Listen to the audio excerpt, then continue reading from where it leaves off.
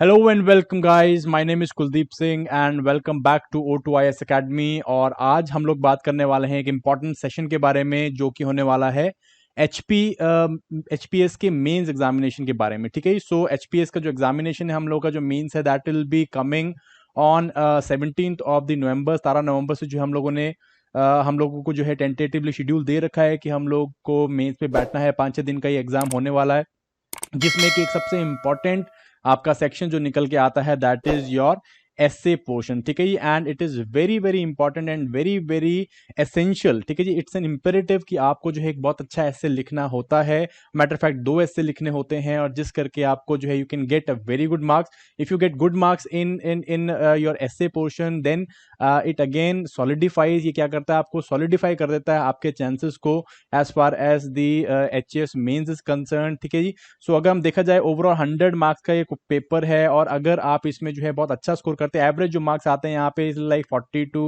50 के आसपास में आते हैं। But if you are writing a very good essay, अगर आप अच्छे एसेज लिख रहे हो तो then you can increase your marks up to 65 and 70। तो 65 से 70 तक के आप जो है मार्क्स ले सकते हो और ये 10 से 15 मार्क्स का डिफरेंस जो है it is again very very important. Again आपका सिलेक्शन और आपका सिलेक्शन ना होना इसके ऊपर जो है ये 5 या 10 मार्क्स बहुत ज़्यादा मैटर करते हैं। एंड मैटर फैक्ट अगर आप 10 मार्क्स शॉर्ट आ रहे हो तो क्या शायद आपको वीडियो तक भी ऑफर ना हो अगर आप फाइनल सिलेक्शन में देखोगे। एंड अगर आप 10 मार्क्स ऊपर आ रहे हो तो you can even get the STM rank also. ठीक है, सो दैट टेल्स की जो एसए वाला पोर्शन है दैट टेल्स बेसिकली कि हम लोग किसी भी चीज़ को जो मेंस का कोई भी सेक्शन है उसको हम लोग जो है छोड़ नहीं सकते हैं, उसकी जो है तैयारी को हम लोग अंडरमाइन नहीं कर सकते हैं। बट ऐसे जो है it's a very very good वे जहां से आप अपने मार्क्स को मैक्सिमाइज कर सकते हो और बहुत कम बेसिकली बहुत कम एफर्ट लगा के आप मैक्सिमाइज कर सकते हो। बहुत सारे स्टूडेंट्स ऐसे हैं जो कि ऐसे को इग्नोर कर देते हैं एंड उसके ऊपर ज़्यादा ध्यान नहीं देते हैं। Eventually they end up having very very generalise scores. 40 to 50 marks आपको 100 में से आपको देखने को मिलते हैं, इतने मार्क्स आते हैं उनके। And because of that what happens they miss out on achieving those 10 to 15 extra marks. ठीक है जी, इसी के बारे में हम लोग आज बात करने वाले हैं। सो आज का जो सेशन होने वाला है मैं आपको जस्ट जनरल एक ओवरव्यू दूंगा कि आप किस तरह से अपने एसेस के जो स्कोर हैं उसको आप मैक्सिमाइज कर सकते हो और आप अपनी मेंस की जो दावेदारी है उसको सॉलिडिफाई कर सकते हो। तो चलिए दोस्तों स्टार्ट करते हैं। सो स्टार्ट करने से पहले दोस्तों अगर आप इस सेशन की पीडीएफ चाहते हैं तो वो आपको हमारे टेलीग्राम चैनल में मिल जाएगी एज वेल एज हमारे फेसबुक जो आपका पेज है उसके अंदर मिल जाएगी। Plus if you haven't done yet please go and download our application O2IS Academy। And ये एप्लीकेशन आपको जो है both Apple store as well as आपका जो है गूगल प्ले स्टोर में मिल जाएगी। Also we are taking mains test series. HS की जो मेंस टेस्ट सीरीज हम लोग ले रहे हैं, कंडक्ट करवा रहे हैं, जिसका शेड्यूल मैं ऑलरेडी पिछले सेशन में ले चुका हूँ एंड जिसके जो है 3 या 4 अभी टेस्ट आपके हो भी चुके हैं। So if you want to get enrolled into that particular test series, again बहुत होलिस्टिक टेस्ट सीरीज हम लोगों ने बनाई हुई है। अगर आप वहां पे जाके उसे ज्वाइन करना चाहते हैं तो all you got to do is you got to download our application, go to the store section, वहां पे आपको एचपीएस मेंस की टेस्ट सीरीज मिल जाएगी। Just go and buy that test series and then you can give all the test and we will be valuating your each and every test. ठीक है जी, आपको अंदर इसके अंदर सारी चीजें मिलेंगी। 15 फुल फ्लेज आपको इसके अंदर टेस्ट मिल रहे हैं। इसके अलावा आपको जो है बेसिकली मॉडल आंसर्स प्रोवाइड किए जाएंगे, मार्क्स बूस्टर सेशन जो है आपके दिए जाएंगे एंड आंसर राइटिंग क्लासेस जो है आपकी ली जाएंगी। सो ये सारी चीजें जो है इसके अंदर होने वाली हैं। सो चलिए दोस्तों स्टार्ट करते हैं अपने मेन टॉपिक के साथ। अपना मेन टॉपिक है how to write a good essay and इस एसे वाले सेशन को मैंने जो है इन पर्टिकुलर ब्रॉड सेशंस में जो है डिवाइड कर रखा है। सबसे पहले हम लोग बात करेंगे टाइप ऑफ एसेज, कौन कौन से जो है अलग अलग एसे के टाइप होते हैं और एचपीपीएससी का जो है क्या क्राइटेरिया है ऑन जजिंग दी एसे की व्हाट विच ऐसे इज अ क्वालिटी ऐसे, कौन सा ऐसे अच्छा लिखा गया है, कौन सा ऐसे जो है वो अप टू मार्क नहीं है और किस तरह से जो है मार्क्स दिए जाएंगे, इनका जो है हम क्राइटेरिया थोड़ा बहुत देखेंगे। उसके बाद हम लोग चूज करेंगे हम लोग मूव करेंगे नेक्स्ट पार्ट में जिसमें हम लोग बात करेंगे कि आपको किस तरह से ऐसे चूज करना चाहिए, कौन सा ऐसे टॉपिक आपको चूज करना चाहिए एंड देन आप उस ऐसे को चूज करने के बाद उसे किस तरह से प्लान कर सकते हो लिखने के लिए, ये हम लोग बात करेंगे। प्लानिंग में हम लोग फिर फर्दर बात करेंगे किस तरह से आपको ब्रेनस्टॉर्म करना चाहिए, आपको ऐसे के पॉइंट्स किस तरह से निकालने अपने दिमाग से, ब्रेनस्टॉर्म कैसे करना है और इसका एक ब्रीफ ओवरव्यू, एक ब्रीफ आउटलाइन, एक जनरल पिक्चर जो है वो किस तरह से बनानी है ताकि आप अपने एस्से को लिखने के लिए तैयार हो जाओ, इसके बारे में हम लोग बात करेंगे। देन हम लोग बात करेंगे स्ट्रक्चर ऑफ द एस्से के बारे में कि किस तरह से आपके एस्से का क्या स्ट्रक्चर होना चाहिए, किस तरह से इंट्रोडक्शन होनी चाहिए, बॉडी होनी चाहिए, कंक्लूजन होनी चाहिए, क्या बेसिकली वो स्ट्रक्चर होगा जहां पे आप अपने आउटलाइन को डालेंगे एंड अपने एस्से को जो है लिखना स्टार्ट करेंगे। उसके बाद हम लोग बात करेंगे कि इंट्रोडक्शन कैसे लिखी जाए। देखिए दोस्तों, इंट्रोडक्शन जो है it is one of the most important things आपके एस्से और आपके आंसर्स की। सो हम लोग देखेंगे किस तरह से आप एक अच्छी फ्लावरी इंट्रोडक्शन के साथ जो है आप बेसिकली एक एग्जामिनर का जो है इंटरेस्ट अराउज कर सकते हैं, किस तरह से जो है आप एक बेटर पोजीशन में आ सकते हैं just by writing a good introduction. इसके बारे में बात करेंगे। देन उसके बाद हम लोग बात करेंगे कि बॉडी में जो भी आपने ऊपर ब्रेनस्टॉर्म करके आउटलाइन बनाया है उसको किस तरह से अपने आर्गुमेंट्स को सब्सटेंशिएट करना है, कैसे पैराग्राफिंग करनी है, किस तरह से पैराग्राफ्स को कनेक्ट करना है, ये सारी चीजें हम लोग यहाँ पे देखेंगे। Then we will be talking about how to conclude an essay. देखिए जिस तरह से इंट्रोडक्शन एक बहुत इंपॉर्टेंट चीज है, उसी तरह से जो है कंक्लूजन भी उतना ही इंपॉर्टेंट हो जाता है एस्से के लिए एंड आंसर्स के लिए। So we will talk about how you can write a good conclusion and क्या इसके जो है बेसिकली टिप्स एंड ट्रिक्स हो सकती हैं। And finally we will be talking about the very very common frequently asked questions जो कि एस्से topics के आसपास में घूमते हैं, जो बच्चों को जनरली आपको जो डाउट देखने को मिलते हैं, जो मैं क्लास में डाउट लेता हूँ उसमें जो भी आपको टॉपिक्स निकल के आते हैं, जो भी क्वेश्चन निकल के आते हैं वो मैंने यहाँ पे क्वेश्चंस ले रखे हैं। So we will be talking about that and finally I am going to give you a task for practice. So in case those who are interested in writing a essay and implement what we are going to what I am going to tell you here, so आप उसको भी कर सकते हो। I will give you a task for practice so you can eventually go home and practice that. ठीक है, उसको आप प्रैक्टिस कर सकते हो। So guys let us start with the first topic of the session, that is कि what is the type of essay, क्या जो है एस्से के टाइप्स होते हैं and what is the HPPSC criteria to जज एन एस्से। ठीक है जी। सो एस्से जो है ये हम लोग दो देखने वाले हैं, एस्से क्या टाइप का है एंड एचपीपीएससी का क्या क्राइटेरिया होने वाला है। सो सबसे पहले अगर मैं बात करूं what exactly is an essay, essay जो है एग्जैक्टली होता क्या है। This is M H. Abraham's definition of an essay. It is basically a write up, एक राइटअप होता है जहां पे आप एक सेंट्रल पॉइंट, एक सेंट्रल आइडिया को जो है एलैबोरेट करते हो, उसकी जो है आप उसको डिस्कस करते हो, उस मैटर को अपना पॉइंट ऑफ व्यू लिखते हो और आप जो है रीडर को या आपके केस में एग्जामिनर, रीडर या एग्जामिनर को क्या करते हो, आप उस पॉइंट को एक्सेप्ट करने की बात करते हो कि ये सेंट्रल आइडिया का जो है ये एक पॉइंट है या ये एक नैरेटिव है और आप उस नैरेटिव को किसी एग्जामिनर को या किसी व्यू पॉइंट को उसको परसुएड करने की कोशिश करते हो कि ये नैरेटिव जो है वो एक ठीक नैरेटिव है या एक ये नैरेटिव जो है एक रेलेवेंट नैरेटिव है। तो ये आप ये काम करने की कोशिश करते हो as far as essay is concerned. So essay जो है देखो दो पर्टिकुलर दो प्रकार के होते हैं आपके। एक एस्से होता है आपका फॉर्मल एस्सेज और एक होते हैं आपके इनफॉर्मल एस्सेज। ठीक है जी। So formal essay is there and informal essay is there. Now again what exactly is a formal and informal essay? Informal essay में जो है क्या होता है बेसिकली, इसमें जो है आप बहुत ज्यादा पर्सनलाइज होके अपने पॉइंट व्यू पॉइंट्स को लिखते हो, एक सेंट्रल आइडिया के ऊपर आप अपने पॉइंट्स को इलैबोरेट करते हो, जिसमें आप फर्स्ट पर्सन को यूज कर लेते हो। जैसे आप आई को यूज करते हो कि I think, I feel, I want to do. So इस तरह की जो है आप आई या फर्स्ट पर्सन को आप यूज करते हो इसके अंदर। प्लस इसके अंदर जो है आप काफी ज्यादा इमोशनली सरचार्ज बातें कर सकते हो because it's an informal essay and generally जो है it is given to a broad reader. अगर हम इन एसेस को जनरली कहाँ पे लिखते हैं, जहाँ पे आप एक ब्रॉड रीडर बेस को जो है गैदर करना चाहते हैं। बट जो आप एसेज पेपर के लिए लिख रहे हैं वो एसेज जो हैं दे आर फॉर्मल एसेज। और फॉर्मल एसेज में जो है आप क्या करते हो, एक इम्पर्सनल अप्रोच लेते हो। इम्पर्सनल मींस आप यहाँ पे फर्स्ट पर्सन को यूज नहीं करते हो, आप एक इम्पर्सनल अप्रोच लेते हो। यहाँ पे आप लेस इमोशनल रहते हो, ज्यादा जो है आप फैक्चुअल पॉइंट्स पे बात करते हो, आप डेटा भी कोट करते हो, यहाँ पे फैक्चुअल जजमेंट देने की कोशिश करते हो। ये सारी चीजें आपको यहाँ पे फैक्चुअल आपका जो या फॉर्मल जो आपका एस्से होता है इसमें आपको देखने को मिलती है। ठीक है। So it is basically impersonal, it is relatively impersonal, it is less emotional in nature and it can also have factual element. Factual element जैसे कि आप रिपोर्ट्स यहाँ पे ऐड करते हो, डेटा यहाँ पे ऐड करते हो या किसी तरह का स्टैटिस्टिक्स यहाँ पे ऐड करते हो, ये सारी चीजें आपको यहाँ पे देखने में मिलती हैं। अगेन जैसे कि इनफॉर्मल होता है, इनफॉर्मल की तरह बिल्कुल नहीं होगा। यहाँ पे कोई आप फर्स्ट पर्सन यूज नहीं करते हो या बहुत कम यूज करते हो, अगर करना भी चाहते हो फर्स्ट पर्सन यूज नहीं होता है and it is not a form of conversation. Conversation नहीं होता, एक अगेन एक अथॉरिटेटिव पीस ऑफ वर्क होता है आपका, जिसमें आप क्या बात करने की कोशिश कर रहे हो, आप एक सेंट्रल थीम, एक सेंट्रल आइडिया को इलेबोरेट करते हो, उसके ऊपर रेलेवेंट पॉइंट लिखते हो और अपना जो है पॉइंट वो एग्जामिनर को ड्राइव करते हो या उसको जो है पहुंचाते हो। तो ये काम आप यहाँ पे करते हो। ठीक है जी। सो इट इज बेसिकली एक फॉर्मल एस्से में एक सीरियसनेस अटैच होती है, एक certain degree of seriousness attach होती है और ये आपके एस्से में आप झलकती है और ये आपके एस्से में बेसिकली काफी ज्यादा उठ के बाहर भी आती है। ठीक है। So that is basically your formal essays. और हम जो है एग्जाम में क्या लिखने वाले हैं, फॉर्मल एस्से लिखने वाले हैं। ठीक है। अभी हम बात करते हैं कि एचपीपीएससी का क्या क्राइटेरिया है, means how they people are judging, क्या जो है उनका मेन रेलिवेंट बेसिकली किन पॉइंट्स के ऊपर जो है जज किया जाता है एक पर्टिकुलर एसए को, इसको हम लोग देखते हैं। सो एसए राइटर फॉर एचपीपीएससी का जो एचएस एग्जाम है, इसमें क्या आपको देखने में मिलता है, अगेन इन टोटल जो है ये 100 मार्क्स का आपका टेस्ट होने वाला है, 100 मार्क्स का पेपर होता है, जिसमें कि पहले पुराने टाइम पे जो है you had to write just one essay, एक एसए आपको लिखना होता था जो अराउंड लाइक 22,000 टू 2200 वर्ड्स के अंदर लिखना होता था अपने को। एंड एक एसए आपको 4 या 5 जो टॉपिक्स में से एक एसए में आपको ये या एक टॉपिक के ऊपर आपको ये एसए लिखना होता था।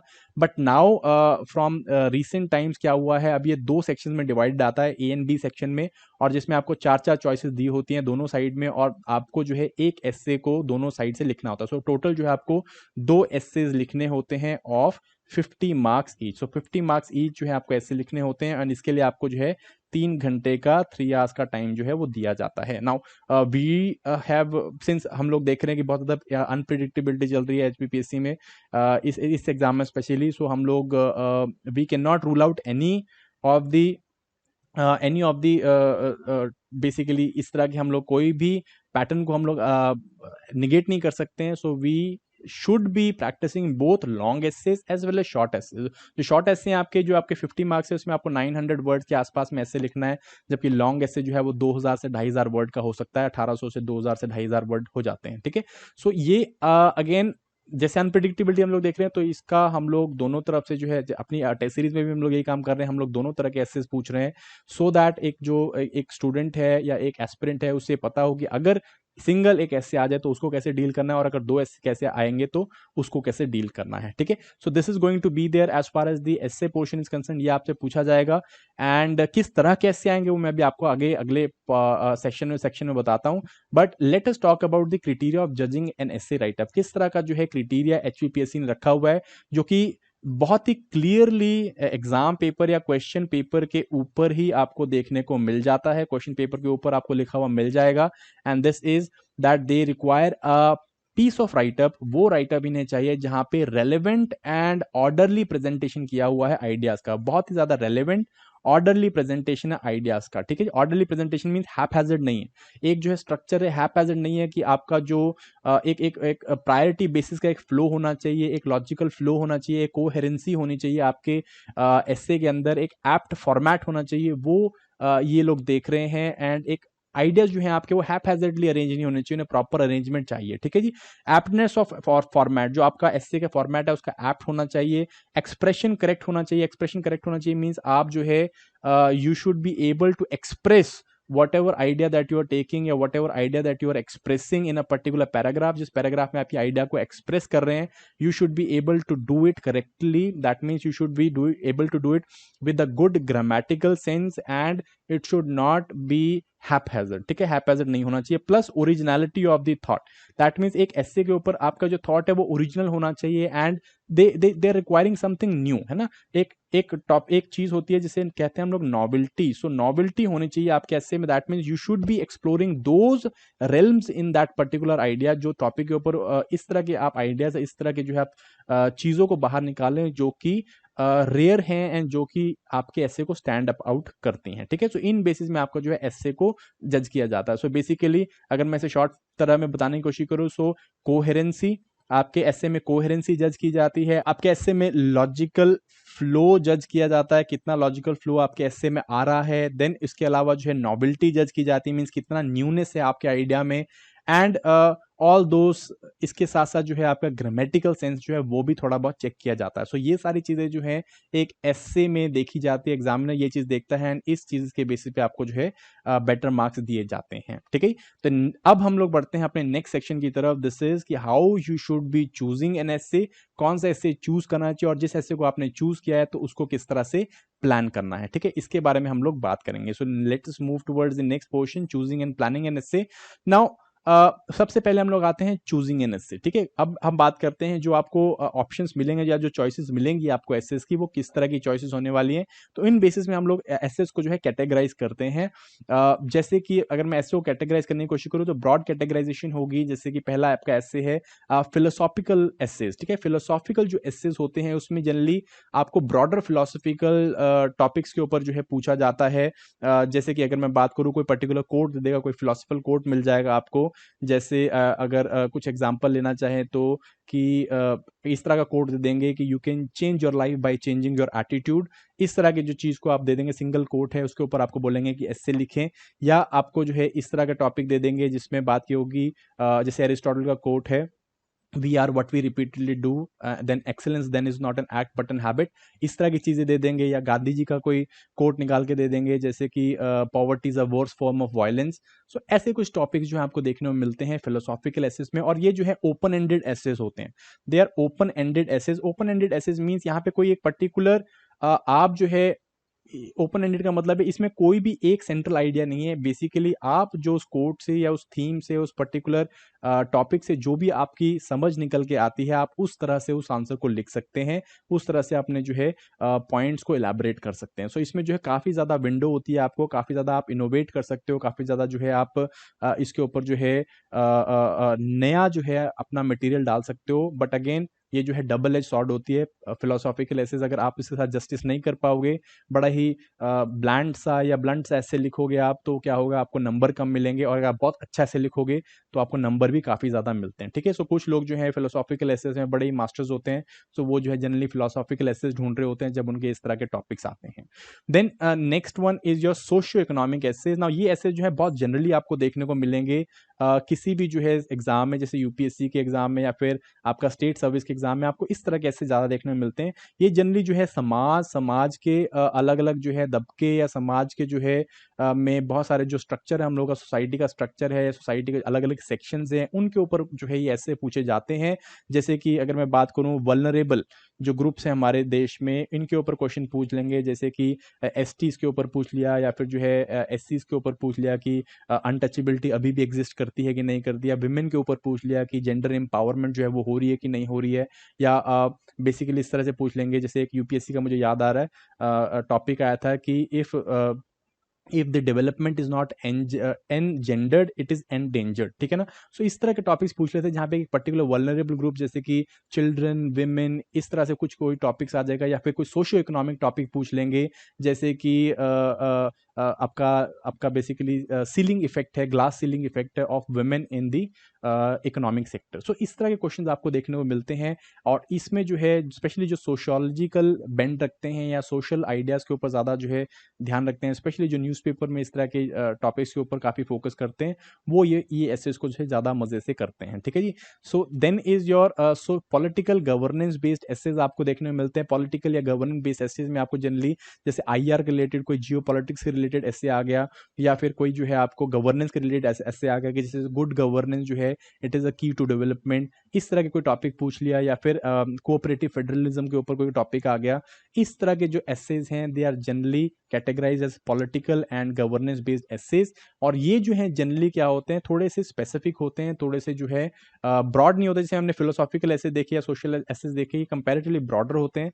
पॉलिटिकल गवर्नेंस एसेज जो होते हैं बेसिकली थोड़े नैरो होते हैं, और आप इसमें जो है फैक्ट्स काफ़ी डाल सकते हो। आप इसके अंदर जो है एक ही टॉपिक के ऊपर आप एनालिसिस कर सकते हो, तो ये आपको देखने को मिलते हैं। ठीक है जी। उसके बाद एक और टाइप के एसेज होते हैं जो कि अगेन काफ़ी जो है स्पेशली स्टेट सर्विसेज में आपको देखने को मिलते हैं। These are specific problem solution based essays. Means आपको कोई पर्टिकुलर प्रॉब्लम दे देंगे या पर्टिकुलर कोई टॉपिक दे देंगे, उसमें पूछेंगे कि इसका क्या प्रॉब्लम है, क्या इसके जो है नेगेटिव्स हैं, क्या पॉजिटिव्स है। सिंपल इस तरह के आपको ऐसे देखने को मिल जाएंगे। ठीक है। जैसे आपको पूछ लेंगे टेररिज्म है, अगर इस तरह का कोई टॉपिक पूछ लिया टेररिज्म के ऊपर कि टेररिज्म जो है it's a bane, it's a terrorism जो है it is again some form of menace, इस तरह से पूछ लिया। या फिर साइबर क्राइम पूछ लिया। ठीक है जी। या फिर जो है ग्लोबलाइजेशन, अगर मैं ब्रॉडर लेके जाऊँ तो थोड़ा ग्लोबलाइजेशन एंड इसके जो है इल इफेक्ट्स पूछ लिया। अर्बनाइजेशन के ऊपर कुछ आ गया। तो बेसिकली क्या है, ये एक स्पेसिफिक चीज के ऊपर, स्पेसिफिक आइडिया के ऊपर बात कर रहे हैं। और ये जनरली क्या होते हैं, प्रॉब्लम सोल्यूशन, इस तरह के ऐसे आपको देखने मिलते हैं। ये भी काफी ज्यादा अटेम्प्ट किए जाते हैं। जनरली आपको ये दो ऐसे काफी ज्यादा अटेम्प्ट होते दिखते हैं, बिकॉज ये कंपेरेटिवली ईजी होते हैं। और जनरली जो है ये आप देखोगे ये रिसेंटली जो है न्यूज में चल रहे होते हैं कोई टॉपिक्स, तो आपको जो है जनरली इंट्रोडक्शन बनाने में या फिर एग्जाम्पल्स लेने में या फिर फैक्ट्स निकालने में आपको ज़्यादा प्रॉब्लम नहीं होती है। तो these essays are generally more attempted essays, है ना। सो ये आपके हो गए चूज कैसे करना है आपको, या चूज एसे कौन से आप एसे चूज कर सकते हो। यहाँ पे अगेन एडवाइस इज कि जो एसे में आपने प्रैक्टिस किया हुआ है ना, प्रैक्टिस करना इज वेरी वेरी इंपॉर्टेंट। सो जिस एसे पे आप बहुत ज़्यादा प्रैक्टिस करते हो या जो आपको एसेस पसंद है, जैसे कि कुछ लोगों को एथिक्स बहुत पसंद है टॉपिक, तो एथिक के ऊपर काफ़ी ज़्यादा करते हैं, डिटेल करते हैं, या कुछ लोगों को जो है इस तरह के जो सोशो फिलोसफर्स हैं उनको रीड करना बहुत पसंद है और काफ़ी ज़्यादा रीडिंग करते हैं, तो वो लोग फिलोसॉफिकल एसेज या सोशियो इकोनॉमिक एसेज को काफ़ी ज़्यादा जो है पसंद करते हैं। जो लोग जो है ज़्यादा अच्छे रीडर्स नहीं है या न्यूज़पेपर ज़्यादा पढ़ते हैं, न्यूज़पेपर्स के ऊपर फोकस करते हैं, या जो फैक्ट की तरफ ज़्यादा टिल्टेड होते हैं, फैक्ट बेस्ड चीज़ों के ऊपर ज़्यादा टिल्ट होते हैं कि फैक्ट्स को गैदर करना, एनालिसिस करना, स्टैटिस्टिक्स करना, वो लोग जो है जनरली इस टॉपिक को ज़्यादा लेते हैं। ठीक है, आपको कौन से ऐसे को चूज करना चाहिए वो कंप्लीटली आपका डिसीजन है, बट वो डिपेंड करता है कि आपकी किस में महारत है। देखो वहां जाके आप बेसिकली आप ट्राई नहीं कर सकती, मैं ये ट्राई कर लेता हूँ वो ट्राई कर लेता हूँ। इट इज बेसिकली आपका ट्राई वाला पोर्शन होता है आपके बेसिकली टेस्ट सीरीज में, जब आप कोई ऐसे प्रैक्टिस कर रहे हो, तो आप जो है इनको प्रैक्टिस करें एसेस को और देखें कि आपका स्ट्रॉन्ग होल्ड किस जगह में है, किस तरह से आपको एसेस में नंबर मिल रहे हैं, या कौन सा एसे जो है आपका फोटे है, उस बेसिस पे आप जो है अपने एसेस को चूज करें। ठीक है, so that is how you got to do it. Again essay में चलो टाइमिंग के बारे में थोड़ा आगे बाद में बताऊंगा, देन लेट अस फटाफट से talk about the next portion is how you need to plan, है ना। प्लान कैसे करना है to write an essay, how you should plan about in writing an essay. Now first thing is first you need to understand कि आपके पास कितना time है एक essay को लिखने के लिए। Now when we talk of HPPSC HS या HS एग्जामिनेशन का जो आपका essay है, आपको 50 मार्क्स के 2 essay लिखने हैं, and you will have like 1.5 hour 1.5 hour for each essay, and आपको जो है स्ट्रिक्टली इसी बाइफर्केशन के ऊपर रहना है। 1.5 घंटा आपका एक एंड 1.5 घंटा आपका दूसरा, सो ये 1.5 घंटे आपको जो है अपना टाइम देना है। और ऐसा नहीं कि पहले में आपने 2 घंटे दे दिए, दूसरे में 1 घंटे दिया, so you need to make sure आप 1.5 घंटा जो है इसको दे रहे हैं। ठीक है, सो 1.5 घंटा आपको देना है, जिसमें से आई थिंक आपको पहले 10 मिनट, फर्स्ट 10 मिनट्स आपको जो है बेसिकली अपने एस्से को चूज करने के लिए लगाने चाहिए। 5 से 10 मिनट डिपेंड करता है, जैसे कोई जो सीनियर्स होते हैं वो 5 लेते हैं, या 5 से भी कम ले लेते हैं, एंड जो जनरली जो स्टार्टर्स होते हैं they can take up to 10 minutes of time. So आप एस्से के ऊपर टाइम लो, जितना टाइम आप लेना चाहते हो 10 मिनट के आसपास में लो। देखो एक पर्टिकुलर एस्से को पढ़ो, एक एस्से को देखो कि मेरा फोर्टे वाला एस्से कौन सा है, या कौन सा एस्से जो उसके ऊपर मैं जस्टिस कर सकता हूँ, और तब जो है उसको लिखना या उसको राइट करने के बारे में प्लान करेंगे। ठीक है, इस तरह से आपको करना है। First 10 minutes of your essay in must be going to choosing an essay, how to choose a particular essay, और ये एस्से जो है आपको इनके बेसिस में चूज करने हैं।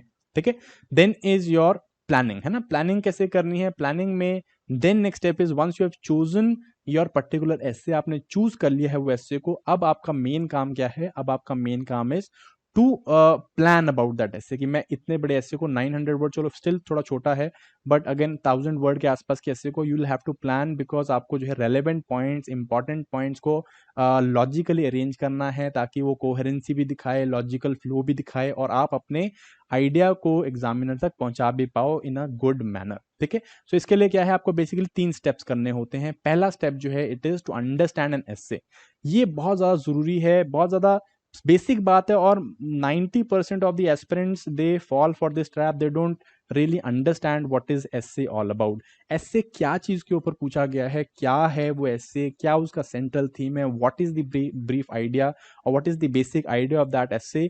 You need to have a very good idea of that, and तभी आप एस्से को स्टार्ट करो, वरना आप सेंट्रल आइडिया से ड्रिफ्ट कर जाओगे या सेंट्रल आइडिया को पकड़ ही नहीं पाओगे, and you will and up getting very bad marks. ठीक है, सो आपको ये बहुत इंपॉर्टेंट होना चाहिए कि यू शुड अंडरस्टैंड एन एस्से, बार बार पढ़ो कैसे कि जो है जो आपने ऐसे चूज करा उसे बार बार पढ़ने की कोशिश करो, अलग अलग एंगल से देखने की कोशिश करो, अलग अलग डायमेंशन से सोचने की कोशिश करो, और तब जाके एस्से का एक सेंट्रल आइडिया बनाओ कि इस एस्से में ये चीज पूछी हुई है, और ये मेरा जो है एक पॉइंट है या एक मेरा विजन है जो मैं अपने एस्से में दिखाना चाहता हूँ। सो first thing is first, very very important, defining और अंडरस्टैंडिंग एन एस्से, क्या आपका एस्से होने वाला है, एस्से का टॉपिक में है क्या, और क्या आप वहां पे बताने वाले हो, ये बहुत इंपॉर्टेंट है।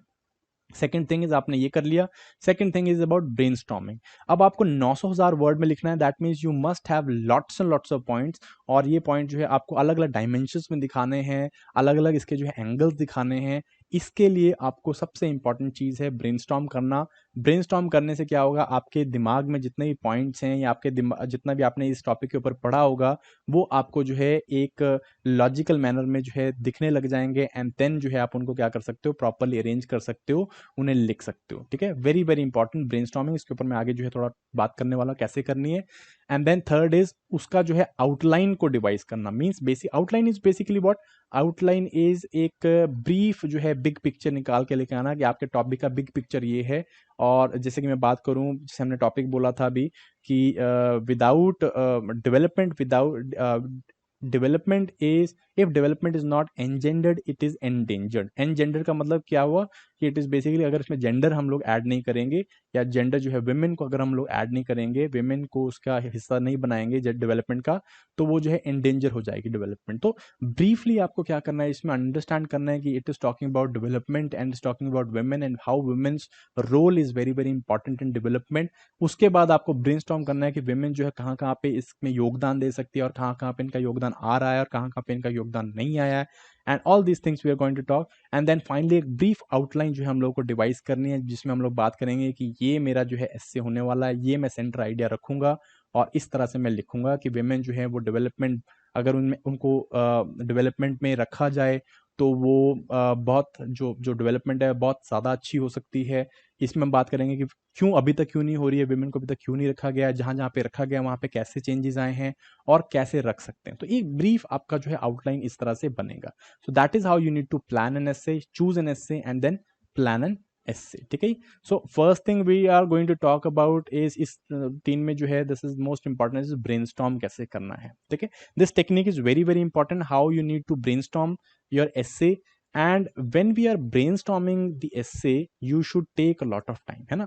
आपको जो है लेट से हम लोग के पास 1.5 घंटा है एस्से लिखने के लिए, एंड फर्स्ट 5 to 10 मिनट्स हम लोगों ने एस्से चूज करने में और इसका ब्रॉड एक अंडरस्टैंडिंग बनाने में लगा दिया। And then take at least 20 minutes to do what, to brainstorm, है ना। ब्रेनस्टॉर्म आप बोलो इतना टाइम क्यों, 1.5 घंटे में अगर आधा घंटा हमने इसी में दे दिया तो 1 घंटे में लिख लेंगे क्या?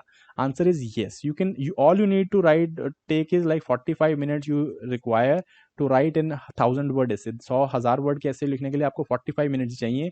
और अगर आपने एक स्ट्रक्चर बना रखा है, एक ब्रेनस्टॉर्म कर रखा है, आपको पॉइंट्स पता है, एक आउटलाइन डेवलप कर रखा है, तो आपको 45 मिनट्स भी नहीं लगेंगे।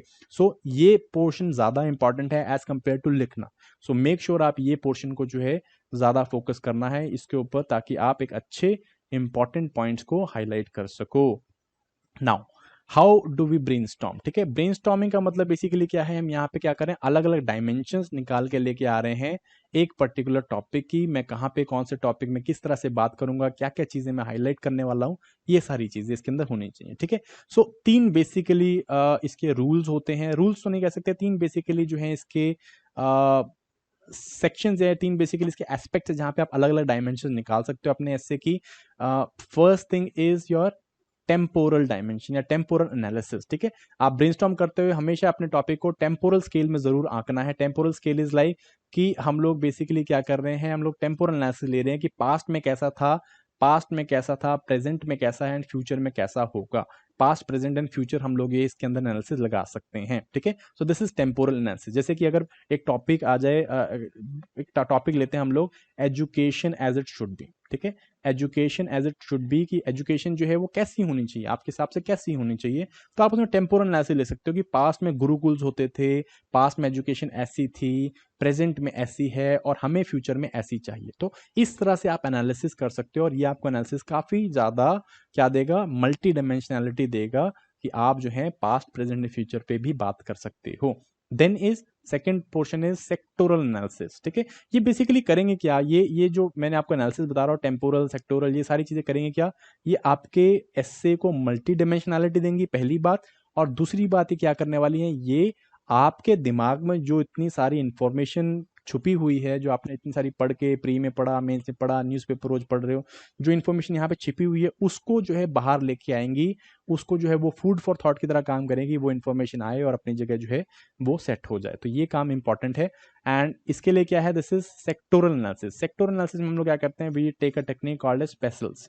ठीक है, पेस्टल्स बेसिकली क्या है, इट इज ये जो है आपके टॉपिक्स होते हैं इसके अंदर, political, economic, then social angles देखने, टेक्नोलॉजिकल एंगल्स देखने, लीगल या कॉन्स्टिट्यूशनल एंगल्स देखने, इन्वायरमेंटल या इकोलॉजिकल एंगल्स देखने, एंड स्पेशल एंगल्स देखने। Special angle means local, regional या ग्लोबल। ठीक है ना, लोकल लेवल पे ग्लोबलाइजेशन की अगर मैं बात करूं, टॉपिक ग्लोबलाइजेशन, लोकल लेवल पे ग्लोबलाइजेशन से क्या हुआ है, रीजनल लेवल पे क्या हुआ है, ग्लोबल लेवल पे क्या हुआ है। ठीक है, पॉलिटिकल लेवल पे क्या हुआ है, इकोनॉमिक लेवल पे क्या हुआ है, सोशल लेवल पे क्या हुआ है, टेक्नोलॉजिकल लेवल पे क्या हुआ है, लीगल या कॉन्स्टिट्यूशनल लेवल पे क्या हुआ है, इन्वायरमेंट या इकोलॉजिकल लेवल पे क्या हुआ है। सो अगर मैं टॉपिक एक ले लूँ, जैसे ग्लोबलाइजेशन के ऊपर कोई टॉपिक आ जाए, तो आप ब्रेनस्टॉर्म करके जो है इन सब एंगल्स पे कुछ ना कुछ पॉइंट्स बना के या पैराग्राफ बना के आप काफी कुछ अच्छा लिख सकते हो। ठीक है, that is what I am trying to tell you people, कि ये जो चीजें ब्रेनस्टॉर्मिंग वाला जो पोर्शन है वो क्या करता है, वो आपको एक ब्रॉड ओवरव्यू दे देता है, एक ब्रॉड आउटलाइन दे देता है कि आप किस तरह से अपने जो दिमाग में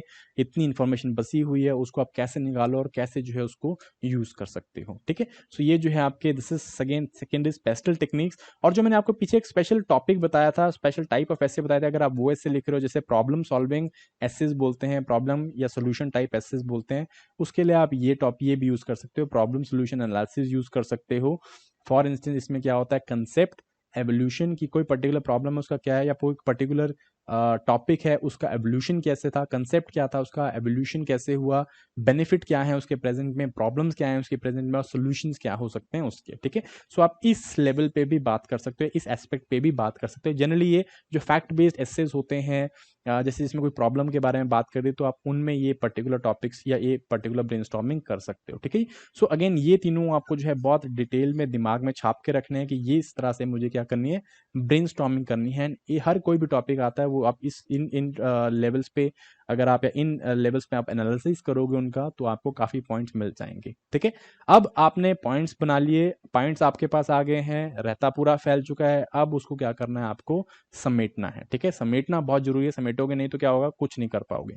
समेटने के लिए हम लोग क्या करेंगे, we need to outline our essay. Outlining जो है, it is the most important task of your prewriting, है ना। आपके राइटिंग पेन को नीचे रखने से पहले, लिखने से पहले, स्टार्टिंग एन एसे स्टार्ट करने से पहले आपका जो सबसे इंपॉर्टेंट टास्क है, that is outlining an essay. जो भी आपने अब तक पीछे किया है उसको क्या करोगे, आप आउटलाइन करोगे। आउटलाइन करने के बाद जो है आपको एक ब्रीफ पिक्चर, एक बिग आइडिया निकल के आ जाएगा कि ये मेरा एसे होने वाला है, ये मैं बात करने वाला हूँ, ये मेरे पास पॉइंट्स हैं, ये मेरा आर्ग्यूमेंट है, एंड ये मेरा जो है इंट्रोडक्शन या कंक्लूजन हो सकता है। वंस यू डू दिस, आपके जो है पेन, जो कि एक बहुत बड़ा सिंड्रोम है ऐसे लिखते हुए, कि जो पेन अटक जाना, बेसिकली आधे में आके जो है बच्चों के पेन अटक जाते हैं कि वो आगे आंसर या वो आपका अपने ऐसे आगे नहीं लिख पाते हैं और वो कंफ्यूज जाता है कि आगे क्या लिखूं। सो ये आपके साथ कभी नहीं होगा। Once you have done this outline, you will be, your pen will not stop and you will eventually flow after flow जो है आप अपना आंसर लिखोगे, and it will be coherent, it will be logical, and it will be completely apt, which will have a lot of newness। ठीक है, तो ये जो है आपको करना है outlining. Basically what we are trying to do is, we are trying to come up with a basic idea कि हम लोग जो है एसईओ कैसे लिखने वाले हैं, what will be introduction, conclusion, कहाँ आइडिया, कौन सा आइडिया कहाँ पे आएगा, कौन सा कोट हम लोग यूज करेंगे, सारी चीज जो है आपको एक अरेंजमेंट यहाँ पे देखने को मिलेगी आउटलाइन में। And we will grasp the entirety of the essay, कि ये मेरा एसे है, मैं ऐसे लिख रहा हूँ और ऐसे जो है इसको मैं प्रेजेंट करूंगा। ठीक है, it will give you a big picture, it is basically a big picture, it will give you an insight. Insight जो है हाँ, अगर एक वन मोर थिंग, आउटलाइन करते हुए आप जो है कई सारी ऐसी चीजें भी देख सकते हो शायद कि जो आपने पीछे कवर नहीं करी और जो आप छोड़ चुके हो, उसको जो है आप दोबारा यहाँ पे पॉइंट्स को लिख सकते हो। ठीक है, एंड फाइनली आपको एक ब्रीफ आइडिया मिल जाएगा इंट्रोडक्शन एंड कंक्लूजन के ऊपर। सो that is how you outline your particular essay. And outlining के बाद जो है you start writing your essay, because now you have again you know the big picture, you have the idea, you know what points will come where, and eventually you can start writing your answer। आप अपने answer को या अपने एसे को लिखना start कर सकते हो। ठीक है, अब ढांचे किस तरह ढालना है, आंसर लिखना है या आपको एस्से लिखना है तो आपको किस तरह से लिखना है। You require a structure and a framework, और स्ट्रक्चर और फ्रेमवर्क के लिए जो है अगेन क्लासिकल टेक्निक हम लोग यूज करते हैं, इंट्रोडक्शन, बॉडी एंड कंक्लूजन।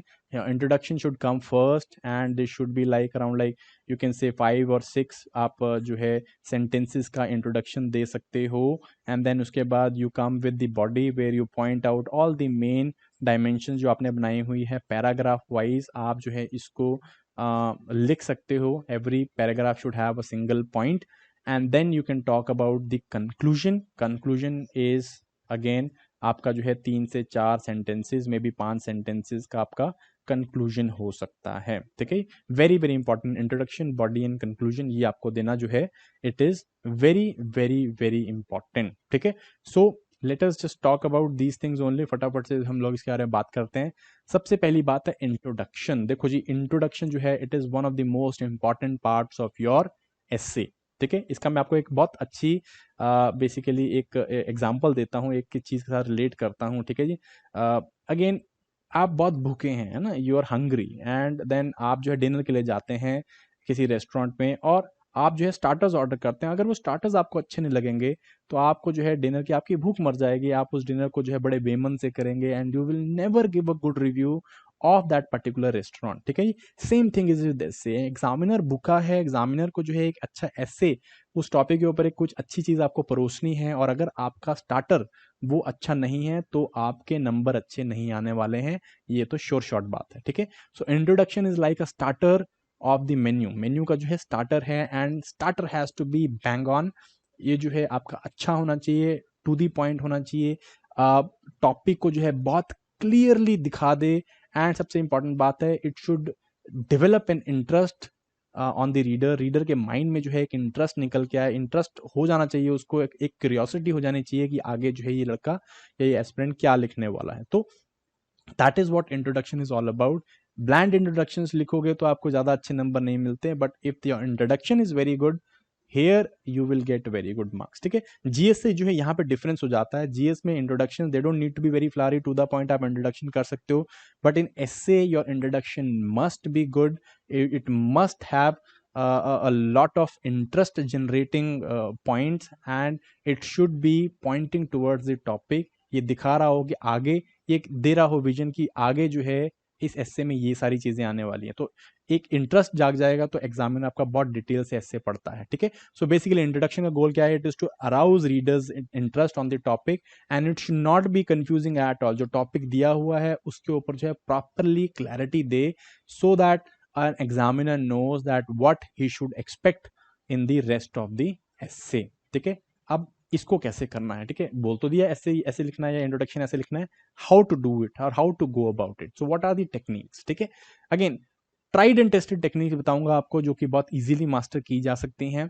सबसे पहले टेक्निक है it is to use recent events, examples और अ स्टोरी।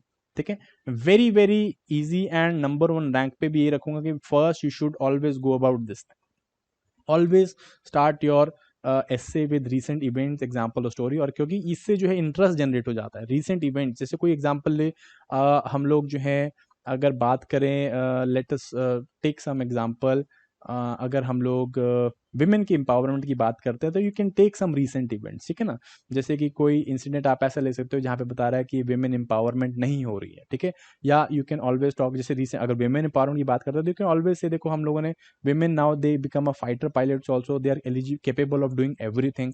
so इस तरह के आप recent events ले सकते हो, examples ले सकते हो। ठीक है जी, you can take some kind of examples। ठीक है, इसमें आप facts भी ऐड कर सकते हो, some kind of fact। जैसे कि अगर हम बात करें women empowerment की बात ही कर रहे हैं तो इसमें हम बोल सकते हैं कि देखो political participation कितना है। ठीक है, 50% of humanity is women and then political participation is that less, then how can we talk about gender empowerment, और how can we talk about that women are finding their place in the society। ठीक है, सो इस तरह से आप example दे सकते हो, या आप स्टोरी बिल्ड कर सकते हो। स्टोरी बिल्ड करना it's also very very good, and specially आप जब फिलोसॉफिकल एसेस लिखते हो उसमें स्टोरी बिल्ड करने का बड़ा मजा आता है। ठीक है, जैसे कि मैंने आपको पीछे टॉपिक बताया, education as it should be. ठीक है ना, एजुकेशन मीन्स एजुकेशन किस तरह की होनी चाहिए, तो आप स्टोरी बिल्ड कर सकते हो कि इमेजिन करें, या हम लोग क्या, अगर हम इमेजिन करें कि हर घर से जो है नेहरू निकल रहा है, हर घर से जो है महात्मा गांधी जैसे इंसान निकल रहे हैं, those who are well read, those who are well educated, those who have good character, moral character.